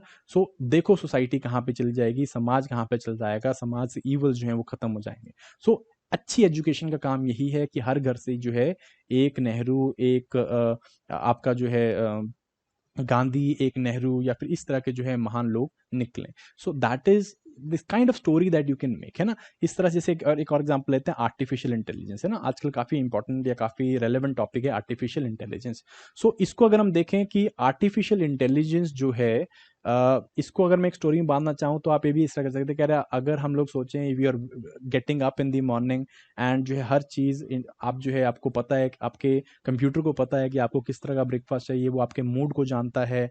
आप घर से बाहर निकलते हैं ऑफिस के लिए और उनको कंप्यूटर को पता है कि आपको कौन सा सबसे ईजीएस्ट रूट पड़ेगा जहाँ से आप ट्रैफिक को जो है ट्रैफिक को अवॉइड कर सकते हैं, all this things. So basically इससे क्या होगा, लाइफ एक और सिंपल और ज़्यादा जो है हैसल फ्री हो सकती है, ठीक है। सो इस तरह की स्टोरी अगर आप बिल्ड करोगे that is going to give a lots and lots of good impression, and also एक इंटरेस्ट बन जाएगा रीडर का ना कि बस अच्छा ये स्टोरी है, so what is coming next, that is going to be there. So again very very important, recent events के साथ स्टार्ट करो, एग्जाम्पल्स के साथ स्टार्ट करो, स्टोरी के साथ स्टार्ट करो, that is going to help you get good attention, a great deal of attention from the examiner, ठीक है। Second is you can start with the quote, ठीक है। अगेन ट्राइड एंड टेस्टेड है, quote आपको पता होना चाहिए। कोई कोट अगर आपको पता है तो आप कोट से स्टार्ट कर सकते हो, ठीक है। जैसे वुमेन एम्पावरमेंट हमने बात करी तो आप जो है स्वामी विवेकानंद का कोट यूज कर सकते हो कि जब तक जो है सेकेंड हाफ जो है हमारी जनरेशन का या सेकेंड हाफ हमारी ह्यूमैनिटी का जो है उसको अगर हम एम्पावर नहीं करेंगे तो हम एक अच्छी डेवलप सोसाइटी नहीं बन सकते हैं। इस तरह के आप कोट्स को यूज कर सकते हो, गांधी जी के कोट्स को यूज करो, नेहरू जी के कोट्स को यूज करो, all those national international personalities जिन्होंने कुछ ना कुछ बात करी हुई उनके कोट्स को यूज कर सकते हो। But this is again a double edge sword कि आपको जो है टॉपिक के रिलेटेड अगर आप कोट्स को यूज करोगे और उसको एक्सप्लेन कर पाओगे तब आपको फायदा है, वरना वो इंट्रोडक्शन सारी वेस्ट चली जाती है। सो अगेन इसके लिए आपको क्या चाहिए, कोट इस तरह का होना चाहिए जो आपके टॉपिक से मिलता जुलता हो, ठीक है। कैसे कर सकते हैं आगे बताऊंगा अभी मैं इसको। Then third one is defining a topic, ठीक है। अब दिस इज सबसे ज्यादा, this is second rank, this is third rank, ठीक है। So again it is a simple thing, if you have no other introduction, कोई इंट्रोडक्शन दिमाग में नहीं आ रही है, तब आप जो है ये काम करो, डिफाइन कर दो टॉपिक को पहले पैराग्राफ में कि this is the thing in the topic, and उसको जो है हम लोग आगे एक्सप्लेन करेंगे। जैसे कि अगर मैं बात करूं globalization and its impact on agriculture, ठीक है। सो आप बेसिकली यहाँ पे क्या कर दो, ग्लोबलाइजेशन को डिफाइन कर दिया, ठीक है। अगर आपको कुछ नहीं समझ में आ रहा तो आप ये काम करो, वरना मैं कभी सलाह नहीं दूंगा। ये जनरल स्टडीज में हम लोग करते हैं, यहाँ पे नहीं करते हैं हम लोग। Defining a topic is so general studies type, so mains में GS paper type, it is not essay type. So globalization यहाँ पे आप क्या करोगे, आप जनरली ग्लोबलाइजेशन को डिफाइन कर दिया, globalization this is globalization, more interconnectiveness all that, and इससे क्या हो रहा है, हर फील्ड पे जो है इम्पैक्ट हुआ है, एंड एग्रीकल्चर का जो है इम्पैक्ट वो जो है बहुत ही ज़्यादा आपको क्लियरली विजिबल है, या बहुत ज़्यादा जो है डीप देखने को मिलता है, जिसका हमें फर्दर विश्लेषण करने की ज़रूरत है। और उसके बाद आप सेकंड पैराग्राफ में उसके ऊपर स्टार्ट हो जाओ, ठीक है। So that is defining a topic which I would not recommend, but again जब आपको कुछ नहीं समझ में आ रहा तो आप ये काम कर सकते हो, but this is the most और the best thing that you can do, that is going to generate the interest, ठीक है। First second is quote also generates the interest, defining a topic we won't, but still कुछ नहीं समझ में आ रहा तो आप ऐसे कर सकते हो। Then is your body, how to go about the body of a particular essay, कैसे करना है। बॉडी में जो है आपको पता है you should always be writing in paragraphs, always right in paragraph. This is not a GS paper जहां पे आप पॉइंटर्स दे रहे हो, never give pointers in your essay paper. It is a essay, it is not a GS paper. Always write in paragraphs.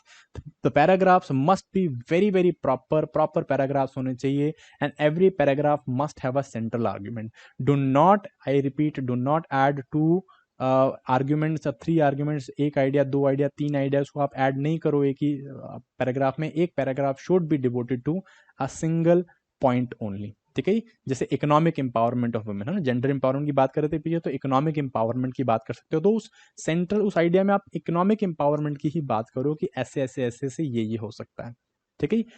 और एक अच्छी चीज क्या कर सकते हो आप, you can do innovative sub headings दे सकते हो आप पैराग्राफ्स की, इनोवेटिव सब हेडिंग्स, ठीक है। अब यहाँ पे मैं ऐसी जनरल हेडिंग्स नहीं, ठीक है, आप यहाँ पे लिखो heading and you just right something like means जैसे कि आर्टिफिशियल इंटेलिजेंस या फिर बेनिफिट्स, ऑफ आर्टिफिशियल इंटेलिजेंस, है ना। आप इस तरह से नहीं लिखो, ये जो है बड़ी ही बेसिक सी हेडिंग होगी, इससे अच्छा तो आप हेडिंग ना ही लिखो। But if you can right innovative headings, वो जो है अच्छा है। इनोवेटिव हेडिंग्स जो है आपको कर सकता है AI, how it can make life simple, ठीक है, how it makes life simple, इस तरह की जो हेडिंग्स हैं, मीन्स इनोवेटिव सी अगर आप हेडिंग्स लिखोगे तो that is going to help you build up the momentum of that paragraph, वो आपको हेल्प करने वाला है। तो इस तरह से आप बेसिकली अच्छी सी या फिर इनोवेटिव सब हेडिंग्स के ऊपर जो है आप लिख सकते हो, या इनको जो है आप देख सकते हो पैराग्राफ के स्टार्टिंग में। अगर नहीं देना चाहते तो नहीं भी दे रहे हो, बट अगेन अगर दे सकते हो तो दैट इज ऑल्सो गुड, ठीक है। Then is how you can elaborate your arguments को इलेबोरेट कैसे करना है, using this technique called as flexer. Flexer में क्या कर सकते हो आप, this is fact and stats, आप फैक्ट एंड स्टैट्स को दिखा सकते हो, लॉजिकल रीजनिंग कर सकते हो, यहाँ पे एग्जाम्पल्स को यूज कर सकते हो, ओपिनियंस को यूज कर सकते हो, अपना ओपिनियन दे सकते हो, या फिर रीजनिंग कर सकते हो कि ये जो है इस तरह से होना चाहिए, सो इससे ऐसे होगा, ठीक है, रीजन करना। सो इस टेक्निक को यूज करके आप अपने पैराग्राफ्स को और अच्छा डिटेल कर सकते हो, ठीक है। So paragraph should have proper central argument, innovative sub headings आप यूज कर सकते हो। Then obviously you have the flexor technique, जिसमें आप जो है फैक्ट स्टैट्स को बात कर सकते हो, लॉजिक के ऊपर बात कर सकते हो, एग्जाम्पल्स, ओपिनियंस, रीजनिंग, इस तरह से देखिए आप अपने जो पैराग्राफ है उसमें जो है आप बेसिकली अपने पॉइंट को ड्राइव कर सकते हो, मीन्स ये पॉइंट है, इसको जो है आप एम्फोसाइज कर सकते हो, ठीक है जी। उसके अलावा जो है और what else should be there, again transition सबसे इंपॉर्टेंट बात है, एक पैराग्राफ से दूसरे पैराग्राफ में ट्रांजिशन जो है वो बहुत ही ज्यादा इंपॉर्टेंट है। एंड इसमें जो है you must have a logical flow, that means एक पैराग्राफ के बाद जब आप दूसरे पैराग्राफ की तरफ मूव करो तो ऐसा नहीं लगना चाहिए, it should not feel like an abrupt jump, कि भाई सडनली जो है आपने क्या किया वक्त बदल दिया, जज्बात बदल दिए, ऐसा नहीं होना चाहिए। It should be in continuity, there should be some kind of continuity जब आप एक पैराग्राफ से दूसरे पैराग्राफ की तरफ जाओ, ठीक है। That will give a logical flow, a coherency in your essay, and this is very very important जब आप बेसिकली अपना एसे लिख रहे हो, ठीक है। कैसे करना है इसको भी हम लोग जो है कर सकते हैं by using concluding sentence as an connector. आप कंक्लूडिंग जो सेंटेंस लिख रहे हो आप उसे एक कनेक्टर की तरह लिख सकते हो। कैसे कनेक्टर लिख सकते हो, जैसे कि आपने बात करी लेट अस से आर्टिफिशियल इंटेलिजेंस की बात करी, आपने बताया कि आर्टिफिशियल इंटेलिजेंस से जो है ये बेनिफिट हो सकते हैं, तो आप जो है उस पैराग्राफ के एंड के जो सेंटेंस हो आपको इस तरह से लिखते हो, but are there any, but आप इस तरह से लिखते हो कि there are a lot of negative effects of artificial intelligence also, और there can be a potential threats to artificial intelligence also which needs further discussion, and full stop करके आप क्या कर सकते हो, उनको जो है डिस्कस करना स्टार्ट कर सकते हो। This is concluding sentence as a connector. देन उसके बाद अगर आप ये नहीं दे पाए, पूरा पैराग्राफ आपने लिखा, देन नेक्स्ट पैराग्राफ में आप जो है कनेक्टर वर्ड यूज कर सकते हो, जैसे होता है मोर ओवर और फर्दर, ठीक है। जैसे आप जो है आर्टिफिशियल इंटेलिजेंस की या फिर ग्लोबलाइजेशन की आप पॉजिटिव दिखा रहे हो एग्रीकल्चर में, तो आपने एक टॉपिक दिखाया, उसके बाद लिख दिया नेक्स्ट पैराग्राफ में क्या, more over comma this, so that means what, you are still talking about positives and you are talking about a new positive of globalization, ठीक है। या आप लिख सकते हो फर्दर, ठीक है। आपने ये बात करी कि इससे जो है आपका एग्रीकल्चर वराइटीज इंप्रूव हो गई हैं, क्रॉप वराइटीज इंप्रूव हो गई हैं। फर्दर नेक्स्ट के बाद लिखना फर्दर, इससे क्या हुआ है, global markets they have entered the local markets, and इससे क्या हुआ है, farmers they are realizing better prices ना। इस तरह से आप क्या कर सकते हो, इन वर्ड्स को यूज कर सकते हैं, मोर ओवर, फर्दर, इस तरह से, ठीक है। And then one important technique is questioning technique, ठीक है। Questioning is also like a connector sentence, but it is suppose to be in the paragraph के लास्ट में। पैराग्राफ आपने लिखा, उसके लास्ट पॉइंट में आपने लिखा क्या चीज, पैराग्राफ के लास्ट पॉइंट में आपने लिख दिया कि are there any issues with agriculture because of the globalization, या फिर आप इस तरह लिख सकते हो, globalization though has brought many benefits, but are there any problems or are there any issues harming the farmers and agriculture in general, ठीक है। इस तरह से आप क्वेश्चनिंग कर सकते हैं। क्वेश्चन करने के बाद जो है what you can do, you can start with the next paragraph, here an examiner will know कि आप जो है नेक्स्ट पैराग्राफ में क्या बात करने वाले हो। Very very important and very very good way to maintain logical flow, ठीक है। That is what you got to do in your body. what are the key points that you should remember when you are writing your body in the essay, ठीक है। So try to be multidimensional रहने के लिए हमने क्या किया था, हमने पीछे देखा, हमने जब ब्रेनस्टॉर्म टेक्निक लगाई थी, हमने ब्रेनस्टॉर्म जब किया था तो हमने वहां पे बहुत सारी टेक्निक लगाई थी। हमने हमने जो है टेम्पोरल एनालिसिस किया, हमने पेसल एनालिसिस किया, हमने प्रॉब्लम सोल्यूशन एनालिसिस किया, that is going to help you become multidimensional. ठीक है, सो मल्टी डायमेंशनल होना बहुत जरूरी है। सिंगल यूनिट डायमेंशनल ऐसे लिखोगे तो नंबर ज्यादा अच्छे नहीं मिलेंगे आपको। ठीक है, then is stick to a central idea in the topic. ठीक है, सेंट्रल आइडिया को जो है टॉपिक पे रहना है, टॉपिक से हेवायर नहीं जाना है। ठीक है, एक ही जो आइडिया आपको दे रखा है या जो आइडिया आपने निकाला है एक पर्टिकुलर एस्से से, उसी एस्से के या उसी टॉपिक के आसपास में आपको रहना है। अगर आप उस टॉपिक के आसपास से दूर चले जाओगे, ड्रिफ्ट कर जाओगे, तो अगेन आपका जो एस्से है बहुत ही ज्यादा जो है हैप्पैज़र्ड लगेगा, मार्क्स कम मिलेंगे। ठीक है, always remember to uphold constitutional value. So अपने आप में जो कॉन्स्टिट्यूशन है हम लोगों का, उसके अंदर ही आपको बहुत सारे इस तरह के पॉइंटर्स मिल जाएंगे जो कि आपको आपके एस्से को ब्यूटीफाई करने में हेल्प कर सकते हैं। So always remember your constitutional values. ठीक है, आप फंडामेंटल राइट्स, डायरेक्टिव प्रिंसिपल्स, इनको याद रखो, and this is going to help. अपने प्रियम्बल को याद रखो, उसमें आपको बहुत अच्छे अच्छे वर्ड्स मिल जाएंगे जो आप अपने एस्सेज में इंप्लीमेंट कर सकते हो। ठीक है, always try to be democratic. ठीक है, डेमोक्रेटिक रहो while addressing some issues, that you should always have like consensus building के ऊपर बात करनी है, कंसेंसस बिल्ड करना चाहिए इस पर्टिकुलर प्रॉब्लम के लिए, या you should always try to be democratic, that you should take all the stakeholders, जो भी स्टेक होल्डर्स इस पर्टिकुलर चीज में इन्वॉल्व हैं उसको आपको जो है इकट्ठा करना है या उनसे जो है सलाह मशूरा करनी है। ये सारी चीजें आप बोलोगे तो आपका जो है essay it will be democratic in nature and that is going to help you get more marks, है ना। इसके अलावा जो है नेवर बी एब्सोल्यूटिस्ट और नॉन कॉम्प्रोमाइजिंग पोजीशन नहीं लेने की, ये ही सोल्यूशन है। Never talk about that this is the only solution, this is the my way highway, कभी नहीं करना है। माई वे हाईवे जो है वो क्या दिखाता है, माई वे और हाईवे वो दिखाता है कि आपकी जो बेसिकली थिंकिंग है वो काफ़ी नैरो है और आप एक पॉइंट को या एक आइडिया को मल्टी डायमेंशनल एंगल से नहीं देख सकते, मल्टीपल पर्सपेक्टिव से नहीं देख सकते। So never take an absolutist और नॉन कॉम्प्रोमाइजिंग पोजीशन से आपको कभी नहीं लेनी है। Again never make sweeping generalization. Sweeping generalization means एक टॉपिक के ऊपर आपने बहुत सारी जनरलाइजेशन बना दी है कि भाई ऐसा होता है तो ऐसा ही होता है। ठीक है ना, ऐसा नहीं बोलना है, इस तरह की चीजें जो है आपको नहीं करनी है। Do not make sweeping generalization of issues, and सबसे इंपॉर्टेंट बात, do not question the topic itself. Topic को कभी क्वेश्चन नहीं करना है। ठीक है, टॉपिक को आपको, अगर आपने टॉपिक चूज किया है that means you have a faith in the topic, and अगर आप टॉपिक को चूज करके आप टॉपिक को ही क्वेश्चन करते हुए कहीं पे, तो that is going to get a very negative impression. बहुत नेगेटिव इंप्रेशन आएगा कि आप जो है टॉपिक के साथ जस्टिफाई नहीं कर रहे हो। ठीक है, then never try to lean on the single side. हमेशा अलग अलग जो डायमेंशन है मीन्स अलग अलग पर्सपेक्टिव दिखाने की कोशिश करो एक ही इशू के, एंड एक साइड के ऊपर जो है आपको स्टिक नहीं करना है, मल्टीपल साइड्स आप दिखाने की कोशिश करो एक पर्टिकुलर टॉपिक। ठीक है, तो these points needs to be remembered when you are writing a body of your essay. And then is your last portion, this is conclusion portion. Conclusion, जैसे मैंने आपको बताया, हमने बात करी थी ना वहाँ पे डिनर के बारे में बात करी थी, तो हमने क्या किया, इंट्रोडक्शन में हमने स्टार्टर सर्व किए, उसके बाद हमने बॉडी में हमने क्या किया, मेन कोर्स खाया, एंड उसके बाद जो है conclusion is again what it is जो है आपकी स्वीट डिश है। ठीक है जी, आपका जो आफ्टर मील आपने जो डिजर्ट है, this dessert is your conclusion. That means अब एग्जामिनर ने सारा कर लिया, इंट्रोडक्शन भी देख लिया, अच्छा था, मजा आया, आपका जो मेन कोर्स भी अच्छा था।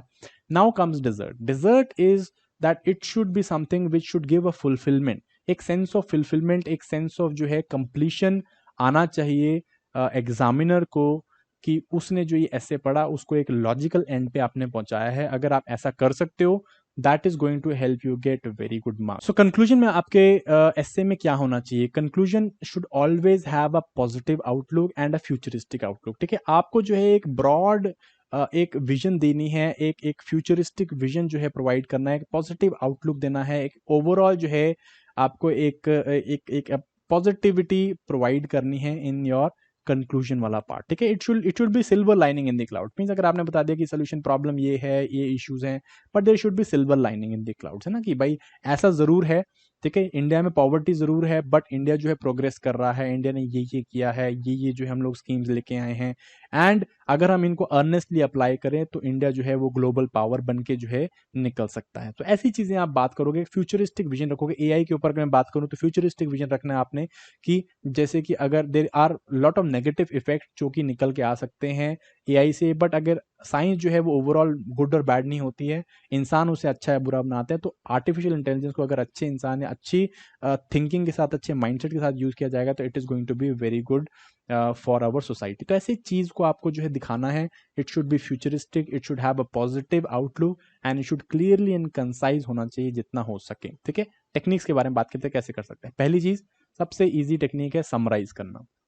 समराइजिंग टेक्निक में क्या होता है, आप क्या करोगे, अपने एस्से में जो भी आपने बॉडी में पॉइंट लिखे हैं, पॉजिटिव दिखा है, नेगेटिव दिखा है, उसको उन चीज़ों को आप समराइज कर रहे हो। ठीक है ना, उसमें आपने मेन मेन पॉइंट जो भी लिखे हैं उनको आप डिफरेंट वर्डिंग के साथ लिख के समराइज कर दो। ठीक है, कि पॉजिटिव्स में ये है, नेगेटिव्स में ये है, दो हम लोगों को पॉजिटिव देखने चाहिए और हम लोगों को मेक श्योर करना चाहिए हम नेगेटिव्स को रिड्यूस कर सके। तो इस तरह समराइज करने की कोशिश करनी है। ठीक है ना, समराइज करना है, जैसे ग्लोबलाइजेशन को समराइज करना है एग्रीकल्चर में। दो हमने देखा कि एग्रीकल्चर को बहुत सारे बेनिफिट्स हुए हैं ग्लोबलाइजेशन से, बट बहुत सारे नेगेटिव इफेक्ट्स भी निकल के आए हैं। फार्मर्स जो हैं वो डिस्ट्रेस में है, कंपनीज का जो कॉर्पोरेट का नेक्सस है, कॉर्पोरेट का टेक ओवर है, that is also an issue. But globalization एक ऐसी ट्रेन है, आप इस तरह बोल सकते, globalization is that train which needs to be boarded on. उसको जो है चढ़ना ही चढ़ना पड़ेगा। We can not deglobalize और we can not stick to ourselves. So therefore हम लोगों को नेगेटिव पार्ट्स को रिड्यूस करना है, उसको कम करना है, पॉजिटिव्स को लेके जाना है। ऐसे कुछ करके आपको दिखाना है। Second is cycle return technique. Cyclic return technique generally जो है बहुत जो एक्सपर्ट्स होते हैं वो करते हैं। वो क्या करेंगे, go backing to the introduction. Introduction में उन्होंने कुछ स्टोरी सुनाई होगी और वो कंक्लूजन में जो है उसी स्टोरी का खत्म या उस स्टोरी को एंड करेंगे। ऐसे कुछ में जो है करेंगे। ठीक है, तो जैसे मैंने आपको एजुकेशन में वो इंट्रोडक्शन दिया था कि ऐसा क्या हो कि हर घर से महात्मा गांधी, हर घर से मार्टिन लूथर किंग जैसे लोग या नेल्सन मंडेला जैसे लोग या नेहरू जैसे लोग निकल के आ रहे हैं। कैसी क्या वैसी एजुकेशन जो है वो सोसाइटी के लिए अच्छी नहीं होगी। तो हमने इंट्रोडक्शन में बात करी, एक स्टोरी बिल्ड करी, उसी स्टोरी को लॉजिकल कंक्लूजन में हमने एंड करने की कोशिश करी इन दी कंक्लूजन की फाइनली अगर हम ऐसा ऐसा करते हैं, अगर हमारी एजुकेशन में ये चीज़ें की जाती हैं तो आई एम वेरी श्योर कि हर घर में जो है एक मोरल बेस्ड एजुकेशन निकलेगी, एक moral based learning based education निकल के आएगी, एजुकेटेड लोग निकल के आएंगे। और देन वो दिन दूर नहीं कि जो है हम लोग हर घर से ऐसे ऐसे महानुभावों को निकलते देखेंगे। So that kind of story है ना, साइक्लिक रिटर्न करा, स्टार्टिंग इंट्रोडक्शन से जहाँ पे गए कंक्लूजन में हमने वही चीज़ डाल दी। ठीक है, साइक्लिक रिटर्न में मेरे पास एक और है आर्टिफिशियल इंटेलिजेंस में। हम लोग अगर बात करते हैं तो स्टार्टिंग में हमने कोई स्टोरी सुनाई, तो उसके बाद नेगेटिव्स हमने बताए, पॉजिटिव्स बताए हमने, फिर नेगेटिव बताए उसके बाद फाइनली आप बोल सकते हो कि जैसे इसको भी हमने इंट्रोडक्शन के साथ डाल दिया। मुझे याद है जब मैंने आर्टिफिशियल इंटेलिजेंस के ऊपर एक एस्से लिखा था तो I started out with a movie called as Terminator, है ना। टर्मिनेटर के साथ मैंने जो है स्टार्ट किया था एंड टर्मिनेटर मैंने आपको बताया कि कैसे जो है इंसान को जो है एक आर्टिफिशियल इंटेलिजेंट कंप्यूटर जो है वो इंसानों को ख़त्म करने की मतलब इस तरह say that story I build and eventually मैंने एंड में यही लिखा कि अगर हम आर्टिफिशियल इंटेलिजेंस को ढंग से इस्तेमाल नहीं कर पाएंगे, उसके पॉजिटिव्स को उसके नेगेटिव्स को इम्पैक्ट को हम लोग रोक नहीं पाएंगे, तो वो दिन दूर नहीं कि हम लोग टर्मिनेटर जैसी मूवीज़ जो साई-फाई मूवीज़ हैं उनको रियलिटी में बनते हुए देखेंगे। ठीक है, बट अगर हम इसे ऐसे ऐसे करें तो ऐसे ऐसे हो सकता है। तो that is how you can link introduction and conclusion in a same story. उस तरह से आप क्या कर सकते हो, बुन सकते हो, but that requires a lot of practice. So that is what we got to do, practice थोड़ी सी, है ना।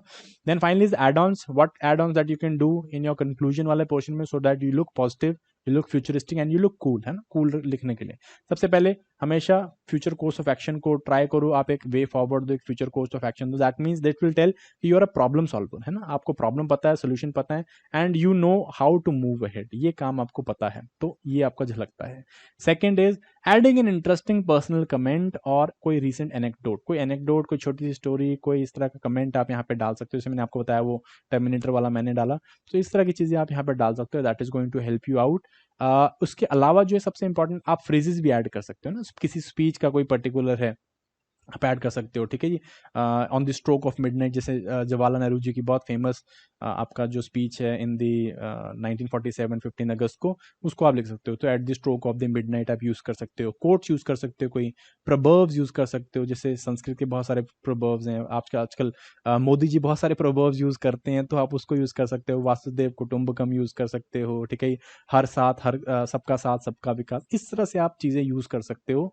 That is going to help you build your conclusion in a very beautiful manner. ठीक है, so that is how you need to do it. So guys, this was basically my session for today. I hope I have covered all these things in the session. And इसको आपको जो है तब तक आप ये सिर्फ बातें होंगी जब तक आप इसे प्रैक्टिस नहीं करोगे. So practice is very very important. And if you try to implement what I've told you in my session, that is going to help you get that extra marks जो कि आपको required हैं in cracking that paper. फटाफट से अब बात कर लेते हैं फ्रीक्वेंटली आस्क्ड क्वेश्चंस के बारे में. What is a frequently asked question, जो कि मुझे जनरली बहुत ज़्यादा देखने को मिलते हैं जब हम ऐसे ही क्लासेस लेते हैं. We find them in the classes. What is there? Do we need a book? Answer is no, you do not need any book for essay practice. All you've got to do is you've got to read a lot of newspapers जो कि आप पढ़ ही रहे होंगे current affairs के लिए. Read some good editorials, they are like essays only. You will find all those important things which are required for the essay, so you need not to go for any book. Do you need to make your own notes? So the answer is yes. Again, अपने notes किस तरह के notes की मैं बात कर रहा हूँ. देखो यार, ब्रॉडली आपका there are more than like 15 to 20 topics ऐसे होते हैं जो आपको पता ही है कि मतलब जो एग्जामिनर के there are very very favourite topics. And इन टॉपिक्स के ऊपर जो है आपको नोट्स बनाना, it is going to be very very beneficial for you. ठीक है, जैसे इंपॉर्टेंट टॉपिक्स की मैं बात करूँ तो जैसे जेंडर एम्पावरमेंट है या फिर विमेन इश्यूज़ हैं, ये बहुत ज़्यादा इंपॉर्टेंट है इंडिया में, तो ये इसके ऊपर काफ़ी ज़्यादा क्वेश्चन आ जाते हैं. देन नेशनलिस्टिक पॉलिसीज़ के ऊपर हो गए या फिर आपका पॉलिटिकल एंड गवर्नेंस रिलेटेड कोई इशू चल रहा है तो उसके ऊपर जो है. तो इस तरह के जो टॉपिक्स हैं, चिल्ड्रन हो गया, एजुकेशन हो गया, इस तरह के हेल्थ केयर हो गया, इस तरह के टॉपिक्स जो हैं they are like evergreen topics. और इनके ऊपर जो है आपको कुछ फैक्ट बेस्ड पॉइंट्स या कुछ इंपॉर्टेंट नोट्स या कुछ इंपॉर्टेंट स्टैटिस्टिक्स जो है वो आपको थोड़ा बहुत पता होने चाहिए. And if you can, you should make the broad summarized notes for that. If you can do it, that is going to help you out. ठीक है जी, कुछ नोट्स तो मैंने आपको दे ही दिए. मतलब ये पर्टिकुलर सेशन जो है it is nothing but notes only on how to write an essay. So you can build upon it. आप इसके ऊपर बिल्ड कर सकते हो. You can again go home and कुछ इंपॉर्टेंट जो है टॉपिक्स आप ले सकते हो, उनके ऊपर जो है आप ब्रीफ जो है पॉइंट्स बना सकते हो, ब्रीफ स्टैटिस्टिक्स लिख सकते हो, कोट्स लिख सकते हो. That is going to help you out. ठीक है, do we need to remember some quotes for essay? Answer is yes. Essays में अगर आप कोट्स को अगर आप कोट पता है तो that is going to help you manoeuvre your essay very well. आप जो है काफ़ी लेवल पे अपने एसे को मैन्यूवर कर सकते हो. and this is again beneficial for you only. So again, if you can write quotes on each and every topic, main जो topics आपको देखने मिलता है जैसे women हो गया, nationalism के ऊपर quotes हो गए, philosophical topics 3-4 जो है उनके quotes आपको पता होने चाहिए. So मैंने जो है अपने कोट्स की एक जो कोट्स मेरे पास हैं, मैंने क्या कर रखा है उसका कंपाइलेशन बना रखा है. तो I will again post that in the application. App में जो है मैं स्टडी मटेरियल में डाल दूंगा, आप उसे जाके डाउनलोड कर सकते हो. That is going to help you out. ठीक है, इसके अलावा जो है आप खुद भी जाके सर्च कर सकते हो कोट्स के लिए, या जैसे गांधी का तलिस्मान है जो हम लोग एनसीईआरटी में देखते हैं वो आप यूज़ कर सकते हो, या फिर संस्कृत श्लोक्स हैं काफ़ी सारे उनको आप यूज़ कर सकते हो. तो ऑल दोज थिंग्स आते हैं. ठीक है, then do reading newspapers, novels, books help in writing better essays? Answer is an astounding yes. अगर आप न्यूज़पेपर्स बहुत अच्छे से रीड करते हो, स्पेशली आप एडिटोरियल्स काफ़ी अच्छे से रीड करते हो, नॉवेल्स या नॉन फिक्शन या फिक्शन आपको पढ़ने का शौक है, स्पेशली बुक्स जो सबके सोशियो फिलोसफिकल बुक्स हैं ये पढ़ने का आपको शौक है, तो definitely you are going to have a very very good essay basically material, and you can also write very good essays. ठीक है, क्योंकि आपका जो माइंड है it will be tuned how a writer writes and how an essay is written. तो आप जो है एक अच्छा essay लिख सकते हो. ठीक है, but that does not mean कि आपको जो है ये सब करना है to write a good essay. You can write a good essay, but this thing also helps. ठीक है, then do we require to practice essay to write a better essay? Answer is yes. Very very very very true. आपको एसे को practice करना पड़ेगा if you want to write an essay. कोई भी पहले दिन साइकिल चलाना नहीं सीखता है, सो मेक श्योर आप एसे को प्रैक्टिस कर रहे हो. अगर आप प्रैक्टिस करोगे, let me tell you, if you are writing main से पहले एच के मेन से पहले अगर आप 5 से 10 एसे लिख रहे हो, that is going to help you only write better essay in the exam itself. ठीक है, याद रखो, लड़ाई को लड़ने से पहले योद्धा जो है कम से कम 1000 बारी प्रैक्टिस करता है लड़ने की, तब जाके लड़ाई में लड़ता है. ठीक है, that is what you have got to do. Writing popular essay won't fetch me good marks. ठीक है, जो essay popular होगा कि यार ये तो सभी लिखेंगे, इसको नहीं लिखना चाहिए, इसमें नंबर नहीं आएंगे, ये answer again it is wrong. Depends upon your novelty. आप कितना अच्छा उसे प्रेजेंट करते हो, उसी चीज़ को आप कितने अच्छे से प्रेजेंट करते हो, कितना अच्छा आप सेंट्रल आइडिया को हाईलाइट करते हो, ये सारी चीज़ें जो हैं ये इंश्योर करती है कि आपको कितने मार्क्स मिल रहे हैं, ठीक है। पॉपुलर एसेज लिख के भी जो है बच्चे बहुत अच्छे मार्क्स ले लेते हैं, and again not so popular essay लिख के बच्चे बहुत कम मार्क्स लेते हैं। So again this is not right actually. आपको जो अगर आप एवरेज जो अच्छा ईजी ऐसे लिख रहे हो, but try to write it in such a manner कि आपको मार्क्स जो है एग्जामिनर दें। पीछे वाले जो हमने बातें करी हैं उसको इम्प्लीमेंट करना है। इस grammatical mistakes consider taken into consideration by examiner? Again, for HAS I would say no, or for UPSC I would say no. Examiner जो है यहाँ पे ग्रामेटिकल सेंटेंसेस को मतलब ओवरऑल तो इग्नोर कर देता है, बट अगर आप बिल्कुल ही सेंटेंस नहीं बना पा रहे हो तो then it is not right. अगर आप ग्रामेटिकल मिस्टेक्स कर रहे हो तो थोड़ी बहुत जो ग्रामेटिकल मिस्टेक्स है वो इग्नोर हो जाती हैं, बट आप जो है you should be able to make okay sentence जो है ठीक से बनने चाहिए आपके। प्लस आप जो है you must be able to write in such a manner की जो है जो उसका जो आप समझाना चाहते हो, जो लॉजिक देना चाहते हो, जो आइडिया देना चाहते हो, वो एग्जामिनर तक पहुंचे। अगर आपकी बेसिक राइटिंग इतनी अच्छी नहीं है या बेसिक आप ग्रामेटिकल मिस्टेक इतनी ज़्यादा कर रहे हो कि आप उसे नहीं पहुंचा पा रहे हो, then that is a problem, ठीक है। So that is also there. Should I revise my essay after writing? Answer is yes, very very yes. आप अपने एसे को आपने लिखा 40-45 मिनट, ऑलवेज गिव लाइक 5 और 10 minutes to revise your essay, because वहाँ पे आपको कई सारी इस तरह की मिस्टेक्स मिल जाएंगी, maybe some kind of grammatical mistake मिल जाएगी, या इस तरह की चीज़ें आपको पता चल जाएगा कि मैंने जो लिखा है क्या वो एक कोहेरेंट फ्लो बना रहा है कि नहीं बना रहा है। That is a very important thing to do, you must do this. And इसके साथ जब भी आप एसे को रिवाइज कर रहे हो, 4-5 मिनट या 10 मिनट दे रहे हो, always underline important points. So should I underline important points in the essay? Answer is yes, but ऐसा नहीं कि आप हर दूसरी चीज को अंडरलाइन कर रहे हो। It should be very very important and then yes you should highlight it or you should underline it that this is an important aspect that is also very very helpful in the essay portion. So guys, this was my session on essay. I hope you liked it. And जाने से पहले जो है जैसे मैंने आपको बताया, practice makes the man perfect, and एक टास्क मैंने आपको प्रैक्टिस के लिए दिया। जो भी मैंने पीछे चीज़ें बताई हैं उसको आप इंप्लीमेंट करके देखो। इंप्लीमेंट करने के लिए I am giving you this topic. So again these are total 5 topics. हर टाइप का आपको यहाँ पे एसे मिल जाएगा, from health related topics, from philosophical essays, from all those things are there. Try to write these essays. You can apply all the approaches जो मैंने पीछे बताई हैं, they are going to help you out in writing those essays. And do not get मतलब ऐसे हताश नहीं होना अगर आप अच्छा ऐसे नहीं लिख पाते हो, बिकॉज फर्स्ट टाइम में कोई भी अच्छा ऐसे नहीं लिख पाता है। So try to attempt these essays at home, and if you want to you can send them to me also. I'll try to check them if possible, and I'll try to get back to you people. So guys, that is it for this session. Thank you very much, and I hope you like this video. So if you do, please like and share and subscribe to our channel, and then I'll see you on the next session. All the best. Bye bye.